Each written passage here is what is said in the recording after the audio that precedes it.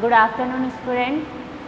देखिए, financial management में हमारा चैप्टर चल रहा था वर्किंग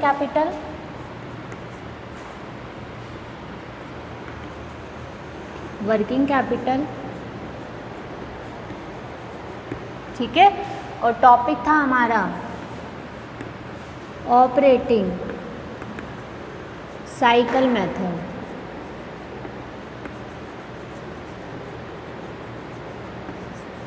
ठीक है, इससे रिलेटेड हम क्वेश्चंस कर रहे थे। तो देखिए, नेक्स्ट हमारा क्वेश्चन है,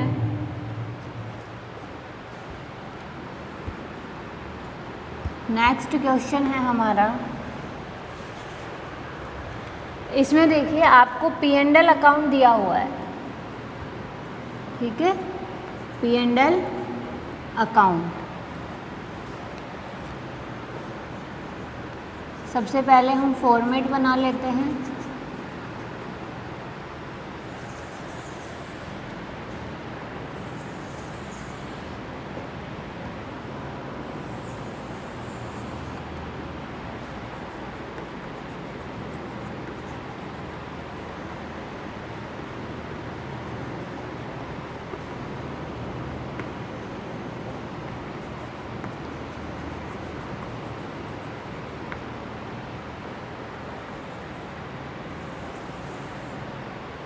ठीक है,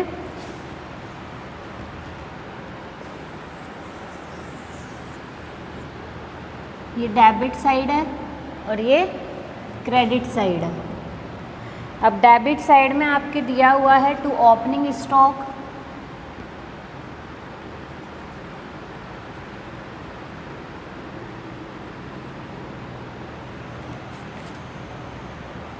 रॉ मटेरियल,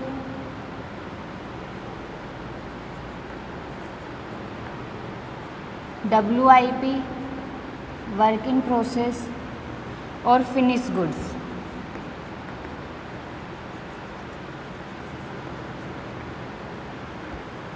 ठीक है, तो रॉ मटेरियल का ओपनिंग स्टॉक है 20,000, वर्क इन प्रोग्रेस का है 4,000, फिनिश गुड्स का है 3,070। ठीक है, टू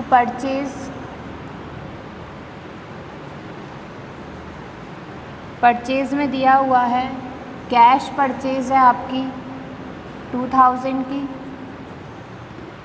और क्रेडिट परचेज 73,000 की। ठीक है, टोटल परचेज है आपकी 75,000 की। टू वेजेस गिवन है 37,500। To gross and profit, gross profit है 97,800 और इसका टोटल है 2,37,370। ठीक है, टू एडमिनिस्ट्रेशन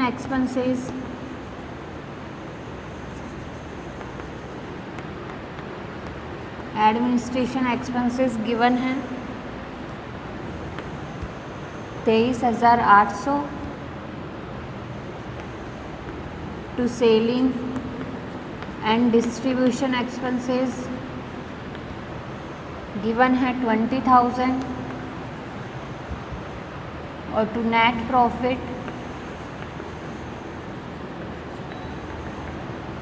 प्रॉफिट गिवन है 54,000। ठीक है, अब देखिए क्रेडिट साइड में बाय सेल्स। अब सेल्स भी आपकी कैश में और क्रेडिट में गिवन है। कैश सेल्स की यदि हम बात करें तो कैश सेल्स है 17,500 और क्रेडिट सेल्स है 1,82,500। ठीक है, यानी टोटल सेल्स कितनी है 2 lakh. By closing stock,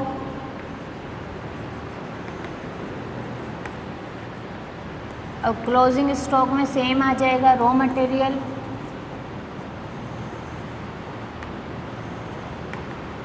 WIP, ठीक है, और finish goods.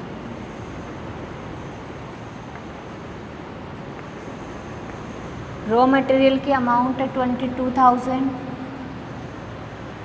Work in process है 5,000 और 10,370 है फिनिश गुड्स, ठीक है।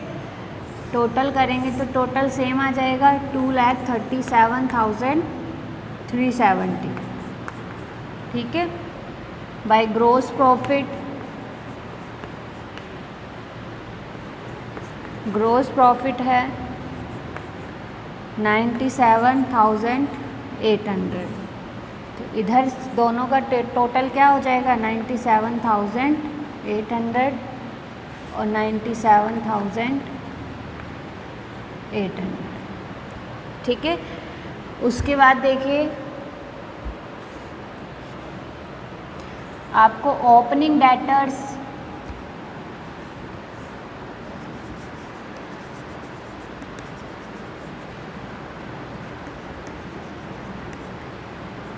ओपनिंग डेटर्स और क्लोजिंग डेटर्स गिवन है।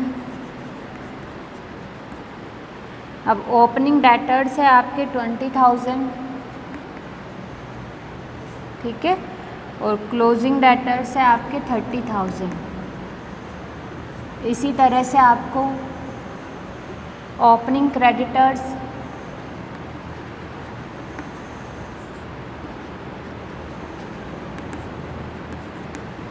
और क्लोजिंग क्रेडिटर्स गिवन है।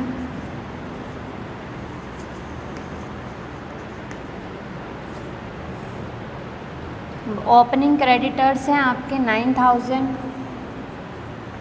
और क्लोजिंग क्रेडिटर्स है 10,200, ठीक है। अब हमें करना क्या है, हमें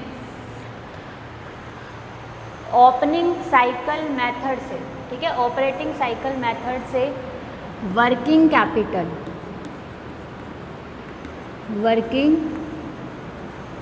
कैपिटल का एस्टिमेशन करना है, ठीक है।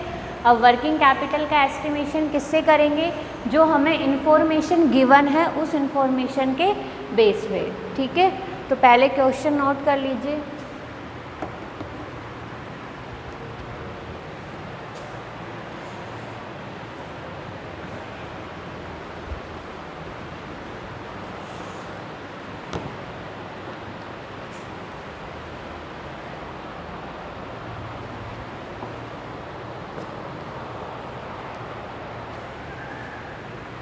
अब देखिए यदि हम क्वेश्चन की बात करें तो सबसे पहले अब हम क्या करेंगे, सबसे पहले हम ऑपरेटिंग साइकिल पीरियड कैलकुलेट करेंगे, ठीक है।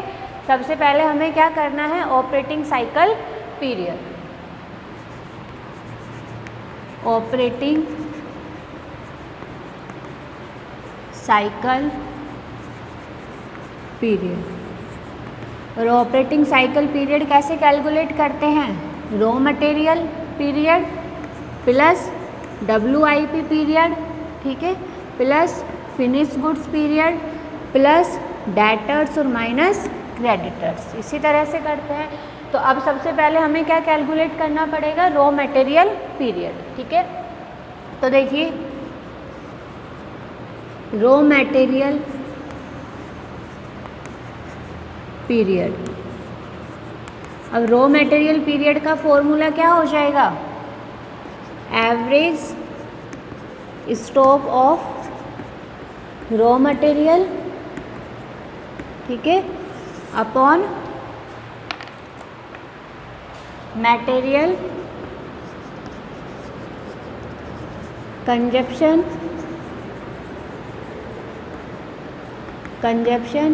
Into number of days in a year. तो एक साल में कितने दिन मानेंगे अपन, 365, तो यहाँ पर हम 365 से इसको इंटू कर देंगे। अब देखिए, अब हमें सबसे पहले क्या कैलकुलेट करना है, opening stock of raw material. तो सबसे पहले कैलकुलेशन हो जाएगी opening stock, sorry average stock of RM, ठीक है, और एवरेज स्टॉक ऑफ करेंगे average stock of raw material, ठीक है। अब देखिए average stock of raw material का फॉर्मूला क्या होता है, opening stock of raw material, ठीक है, ओपनिंग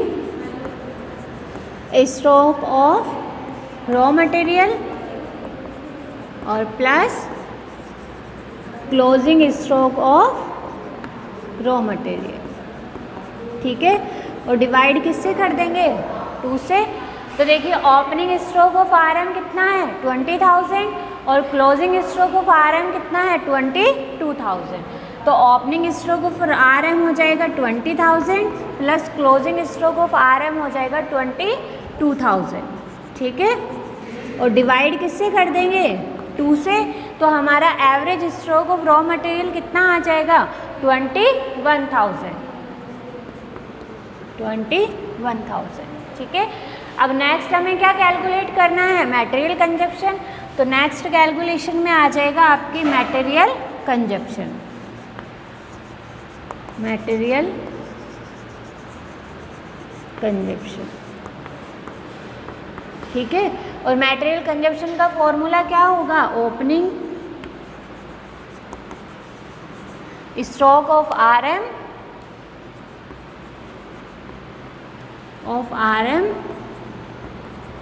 प्लस परचेज और माइनस कर देंगे closing stock of RM, stock of RM। तो देखिए ओपनिंग स्टॉक ऑफ RM कितना है 22,000 है, सॉरी 20,000 है, तो यहाँ पर आ जाएगा 20,000। अब यदि हम परचेज की बात करें तो परचेज देखिए कैश परचेज 2,000 दी हुई है, क्रेडिट परचेज आपकी 73,000 दी हुई है और टोटल परचेज 75,000। तो यहाँ पर हम कौन सी परचेज लेंगे, टोटल परचेज, ठीक है। तो टोटल परचेज आ जाएगी 75,000। अब माइनस में क्या कर देंगे, क्लोजिंग स्टॉक ऑफ RM। तो क्लोजिंग स्टॉक ऑफ RM कितना है 22,000, ठीक है। अब यदि इसे कैलकुलेट करेंगे तो हमारा रॉ मटेरियल कंजप्शन कितना आ जाएगा 73,000। तो इस तरह से देखिए एवरेज स्टॉक ऑफ RM कितना आया 21,000 और रॉ मटेरियल कंजप्शन कितना आ गया 73,000, इंटू कर देंगे 365 से, ठीक है। तो आपका आंसर कितना आ जाएगा 105 डेज, ठीक है। तो इस तरह से जो रॉ मटेरियल पीरियड है वो कितना आ गया 105 डेज, ठीक है, नोट कर लीजिए। अब इसके बाद देखिए हमें क्या कैलकुलेट करना है, वर्किंग पीरियड प्रोसेस, ठीक है, वर्क इन प्रोसेस पीरियड। तो नेक्स्ट हम कैलकुलेट करेंगे वर्क इन प्रोसेस पीरियड। तो वर्क इन प्रोसेस पीरियड का फॉर्मूला क्या हो जाएगा, average stock of WIP upon a factory cost लेंगे या कॉस्ट ऑफ सेल्स लेंगे। तो देखिए जो वस्तु का उत्पादन किया जाता है वो किस में किया जाता है, फैक्ट्री में किया जाता है। तो यहाँ पर क्या आ जाएगी हमारी फैक्ट्री कॉस्ट, ठीक है, और इनटू किससे कर देंगे 365 से, ठीक है। तो अब देखिए हमें क्या कैलकुलेट करना है, एवरेज स्टॉक ऑफ WIP। तो फर्स्ट जो कैलकुलेशन है वो हो जाएगी आपकी एवरेज स्टॉक ऑफ WIP। तो एवरेज स्टॉक ऑफ WIP में सबसे पहले क्या लेंगे, opening stock of WIP। Opening stock of WIP कितना है 4,000। उसके बाद क्या लेंगे, closing stock of WIP। Closing stock of WIP कितना है 5,000 और डिवाइड कर देंगे 2 से, तो कितना आ जाएगा 4,500, ठीक है। उसके बाद अब हमें क्या कैलकुलेट करनी है, फैक्ट्री कॉस्ट। सेकंड हमें कैलकुलेट करनी है फैक्ट्री कॉस्ट। ठीक है, तो फैक्ट्री कॉस्ट कैसे कैलकुलेट होगी? रॉ मटेरियल, ठीक है, सबसे पहले क्या लेंगे? रॉ मटेरियल कंजप्शन पीरियड जो हमने निकाला था। ठीक है, तो रॉ मटेरियल कंजप्शन कितने कैलकुलेट की थी हमने? सबसे पहले आ जाएगा रॉ मटेरियल कंजप्शन। ठीक है, उसके बाद क्या आएगा? Opening stock of WIP, opening stock of WIP, और प्लस कर देंगे वेजेस। ठीक है, और वेजेस कितनी है आपकी? उसके बाद प्लस हो जाएगी वेजेस और माइनस हो जाएगा क्लोजिंग स्टॉक ऑफ WIP। ठीक है, तो देखिए रॉ मटेरियल कंजप्शन की यदि हम बात करें तो ये हमने किस में कैलकुलेट की थी? जब रॉ मटेरियल पीरियड हमने कैलकुलेट किया था। ठीक है, तो उसमें क्या था? Raw material consumption. तो रॉ मटेरियल कंजप्शन की वैल्यू कितनी आई थी? 73,000। तो यहाँ पर आ जाएगा 73,000 plus opening stock of WIP 4,000। ठीक है, और वेजेस की यदि हम बात करें तो वेजेस कितनी है? 37,500, और minus closing stock of WIP कितना है? क्लोजिंग स्टॉक ऑफ WIP है आपका 5,000। ठीक है, इस तरह से हमारी जो फैक्ट्री कॉस्ट है, फैक्ट्री कॉस्ट कितनी आ जाएगी? 1,09,500। ठीक है, कितनी आ जाएगी? 1,09,500। तो देखिए एवरेज स्टॉक ऑफ WIP की वैल्यू कितनी थी? 4500 रुपये। ठीक है, और फैक्ट्री कॉस्ट कितनी है हमारी? 1,09,500 रुपये, और इनटू किससे कर देंगे? 365 से। 365 से क्यों करते हैं? क्योंकि एक साल में कितने दिन होते हैं? 365 दिन होते हैं। ठीक है, तो इस तरह से यदि हम work in process period calculate करेंगे तो कितना आ जाएगा? 15 डेज। कितने आ जाएंगे? 15 डेज। ठीक है, तो यहाँ पर वर्क इन प्रोसेस आ गया हमारा 15 डेज। अब हमें क्या कैलकुलेट करना है? Finish goods period. तो देखिए नेक्स्ट हम कैलकुलेट करेंगे फिनिश गुड्स पीरियड। साथ साथ नोट कर लेना आप लोग।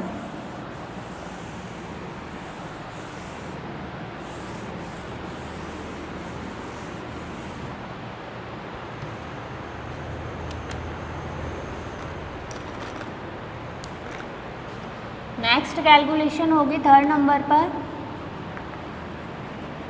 Finish goods period.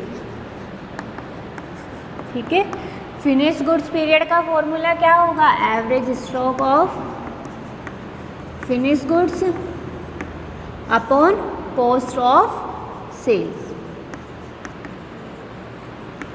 इंटू 365। ठीक है, अब देखिए average stock of finish goods calculate करेंगे तो फर्स्ट जो कैलकुलेशन होगी वो क्या हो जाएगी? Average stock of finish goods. ठीक है, इसमें सबसे पहले क्या लेंगे? Opening stock of finish goods. तो opening stock of finish goods कितना है? 3,070 रुपये। तो यहाँ पर आ जाएंगे 3,070। ठीक है, उसके बाद closing stock of finish goods कितना है? 10,370। तो यहाँ पर आ जाएंगे 10,370 और डिवाइड कर देंगे 2 से। ठीक है, तो देखिए हमारी अमाउंट कितनी आ जाएगी? जो हमारा average stock of finish goods है वो उसकी वैल्यू आ जाएगी 6,070 रुपीज़। ठीक है, अब क्या कैलकुलेट करना है हमें? कॉस्ट ऑफ सेल्स कैलकुलेट करना है। ठीक है, क्या कैलकुलेट करेंगे? सेकंड पर कॉस्ट ऑफ सेल्स। तो कॉस्ट ऑफ सेल्स कैलकुलेट करने के लिए सबसे पहले क्या लेंगे? फैक्ट्री कॉस्ट, क्योंकि इससे पहले हमने क्या निकाला था? WIP पीरियड निकाला था, उसमें हमने फैक्ट्री कॉस्ट यूज़ की थी। तो सबसे पहले आ जाएगा फैक्ट्री कॉस्ट, और उसके बाद opening stock of FG, opening stock of FG minus closing stock of FG. तो फैक्ट्री कॉस्ट जब हमने कैलकुलेट की थी तो फैक्ट्री कॉस्ट कितनी आई थी हमारी 1,09,500, कितनी आई थी 1,09,500 plus opening stock of FG कितना है 3,070 रुपये, ठीक है, और क्लोजिंग स्टॉक ऑफ एफजी कितना है 10,370। इसे कैलकुलेट करेंगे तो कैलकुलेट करने पर कॉस्ट ऑफ सेल्स की जो वैल्यू आएगी वो आ जाएगी 1,02,200 रुपये। कितनी आ जाएगी 1,02,200 रुपये। तो देखिए एवरेज स्टॉक ऑफ एफजी की वैल्यू कितनी है 6,072, ठीक है, और कॉस्ट ऑफ सेल्स की वैल्यू कितनी है 1,02,200 इंटू 365। यदि इसे कैलकुलेट करेंगे तो फिनिश गुड्स पीरियड कितना आ जाएगा हमारा 24 डेज। कितना आ जाएगा 24 डेज, ठीक है। तो यहाँ पर हमारे आ जाएंगे 24, ठीक है। फिनिश गुड्स पीरियड कितना आ गया 24। अब उसके बाद हमें क्या कैलकुलेट करना है डेटर्स कलेक्शन पीरियड और उसके बाद क्रेडिटर्स पेमेंट पीरियड। तो नोट कर लीजिए ये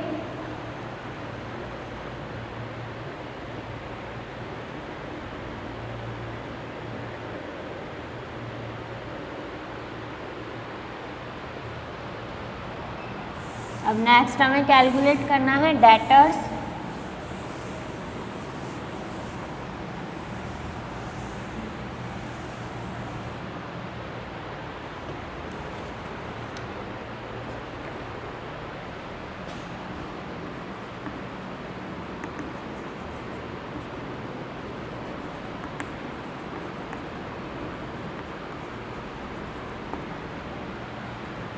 फोर नंबर पर क्या कैलकुलेट करना है debtors collection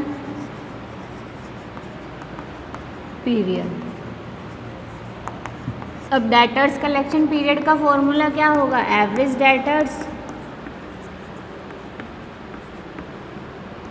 upon net credit sales. तो यहाँ पर क्या आ जाएगी क्रेडिट सेल्स और इनटू कर देंगे 365 से, ठीक है। अब एवरेज डेटर्स कैलकुलेट कैसे करेंगे opening debtors plus closing debtors और डिवाइड कर देंगे 2 से, ठीक है। तो फर्स्ट हमारी कैलकुलेशन क्या होगी एवरेज डेटर्स। तो एवरेज डेटर्स में ओपनिंग डेटर्स का बैलेंस कितना है 20,000 और क्लोजिंग डेटर्स का बैलेंस कितना है 30,000 और डिवाइड किससे कर रहे हैं 2 से। तो इस तरह से जो हमारे एवरेज डेटर्स है वो कितने आ जाएंगे 25,000, ठीक है। यदि हम क्रेडिट सेल्स की बात करें तो क्रेडिट सेल्स कितनी है हमारी क्रेडिट सेल्स है 1,82,500, ठीक है। तो यहाँ पर देखिए एवरेज डेटर्स हमारे आ गए 25,000 और क्रेडिट सेल्स कितनी है हमारी 1,82,500 और इनटू कर देंगे 365 से, ठीक है। तो इस तरह से जो हमारा डेटर्स कलेक्शन पीरियड है वो कितना आ जाएगा 50 डेज। कितना आ जाएगा 50 डेज, ठीक है।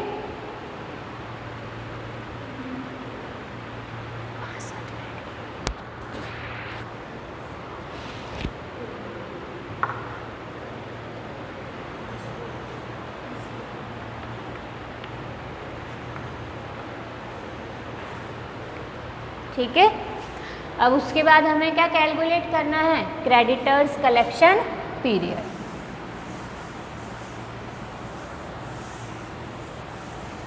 तो डेटर्स कितने आ गए हमारे डेटर्स कलेक्शन पीरियड 50 डेज। तो यहाँ पर आप लिख दीजिए 50, ठीक है। अब क्या कैलकुलेट करना है क्रेडिटर्स कलेक्शन पीरियड। तो फिफ्थ नंबर पे हमारा आ जाएगा क्रेडिटर्स पेमेंट पीरियड।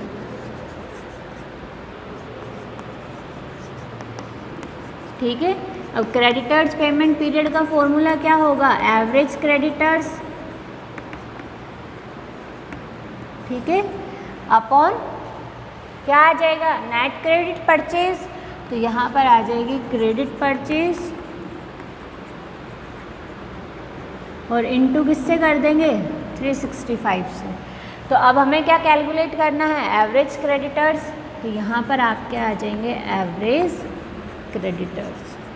अब एवरेज क्रेडिटर्स कैसे कैलकुलेट करेंगे, ओपनिंग क्रेडिटर्स, ठीक है, प्लस क्लोजिंग क्रेडिटर्स और डिवाइड कर देंगे 2 से।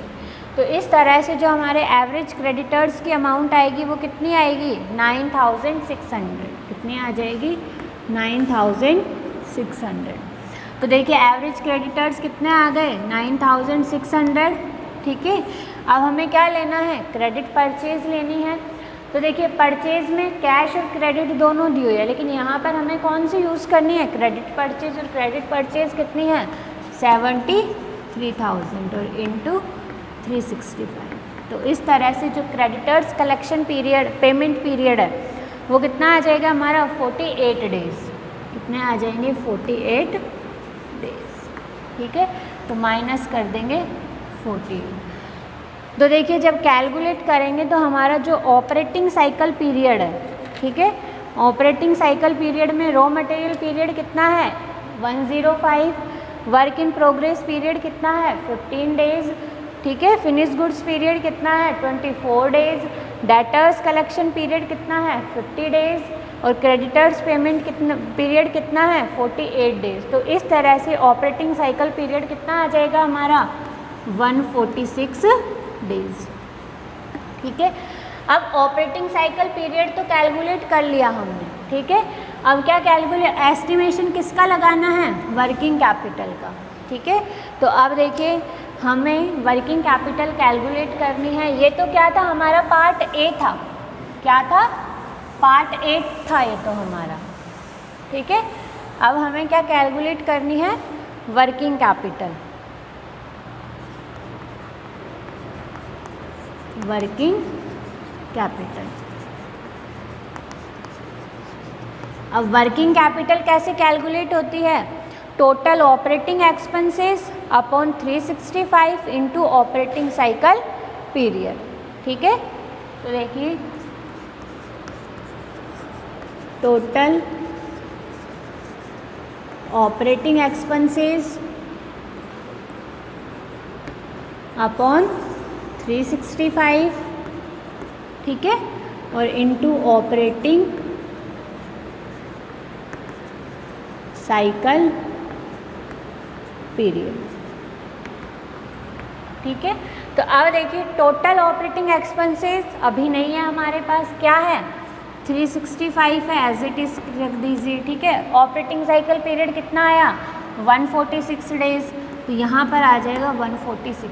अब टोटल ऑपरेटिंग एक्सपेंसेस की यदि हम बात करें तो देखिए हमने फिनिश गुड्स पीरियड कैलकुलेट किया था, और उस फिनिश गुड्स पीरियड में हमने क्या लिया था, कॉस्ट ऑफ सेल्स लिया था। क्या लिया था, कॉस्ट ऑफ सेल्स। अब कॉस्ट ऑफ सेल्स को हम कॉस्ट ऑफ गुड्स सोल्ड भी बोल सकते हैं, क्या बोल सकते हैं, कॉस्ट ऑफ गुड्स सोल्ड भी बोल सकते हैं, बोल सकते हैं ना। कॉस्ट ऑफ सेल्स और कॉस्ट ऑफ गुड्स सोल्ड क्या है, सेम है।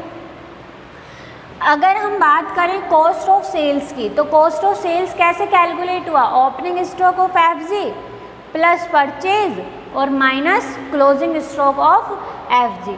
तो इस तरह से जो कॉस्ट ऑफ सेल्स है ये क्या है हमारे, ये हमारे ऑपरेटिंग एक्सपेंसेस है। क्या है, ऑपरेटिंग एक्सपेंसेस है। इस तरह से जो कॉस्ट ऑफ सेल्स है, कॉस्ट ऑफ सेल्स हमारी कितनी आई थी, ठीक है, कॉस्ट ऑफ सेल्स कितनी थी हमारी, 1,02,200, ठीक है। कॉस्ट ऑफ सेल्स कितनी थी हमारी, 1,02,200, ठीक है। कॉस्ट ऑफ सेल्स भी तो क्या है, ऑपरेटिंग एक्सपेंसेस है। उसके बाद देखिए एडमिनिस्ट्रेशन एक्सपेंसेस और सेलिंग एंड डिस्ट्रीब्यूशन एक्सपेंसेस, ये भी क्या है हमारे, ऑपरेटिंग एक्सपेंसेस है। तो प्लस क्या कर देंगे हम, 23,800 और प्लस 20,000, ठीक है। तो इस तरह से जो हमारे टोटल ऑपरेटिंग एक्सपेंसेस है, ऑपरेटिंग एक्सपेंसेस है, वो कितने आ जाएंगे हमारे, टोटल ऑपरेटिंग एक्सपेंसेस आ जाएंगे हमारे 1,46,000। कितने आ जाएंगे, 1,46,000, 1,46,000। ठीक है, तो अब देखिए यदि हम इन ऑपरेटिंग एक्सपेंसेस की बात करें तो हम एक रेशो कैलकुलेट करते थे। कौन सा, operating cost, sorry operating ratio. एक तो था ऑपरेटिंग प्रॉफिट रेशो और सेकंड रेशो कौन सा था, ऑपरेटिंग रेशो। तो ऑपरेटिंग रेशो का फॉर्मूला क्या था, ऑपरेटिंग कॉस्ट, ठीक है, operating cost upon net sales into 100 था। ठीक है, अब ये ऑपरेटिंग कॉस्ट कैसे कैलकुलेट कर रहे थे हम, COGS plus other operating expenses. तो यहाँ पर जो ये टोटल ऑपरेटिंग एक्सपेंसेस है ये क्या है, ये ऑपरेटिंग कॉस्ट ही है। ठीक है, तो COGS भी हमारे ऑपरेटिंग एक्सपेंसेस है। और जो हमने COGS में कैलकुलेट नहीं किया जैसे एडमिनिस्ट्रेशन और सेलिंग एक्सपेंसेस, तो ये कहाँ आ जाएंगे हमारे, ये यहाँ पर हम इसको ऐड कर देंगे। तो इस तरह से जो टोटल ऑपरेटिंग एक्सपेंसेस आए वो कितने आए, 1,46,000। ठीक है, यदि हम इसे कैलकुलेट करेंगे तो जो हमारी वर्किंग कैपिटल है, हमारी वर्किंग कैपिटल कितनी आ जाएगी, हमारी वर्किंग कैपिटल आ जाएगी 58,400। कितनी आ जाएगी, 58,400। ये क्या आ गई हमारी वर्किंग कैपिटल। ठीक है, अब देखिए हमने यहाँ पर एक चीज़ और की है कि ऑपरेटिंग साइकिल पीरियड और डिवाइड क्या किया है 365।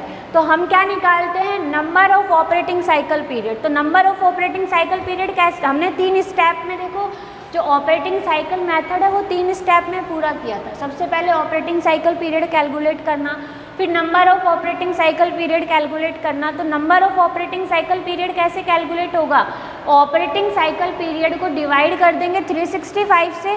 ठीक है, क्या कैसे कर देंगे, ऑपरेटिंग साइकिल पीरियड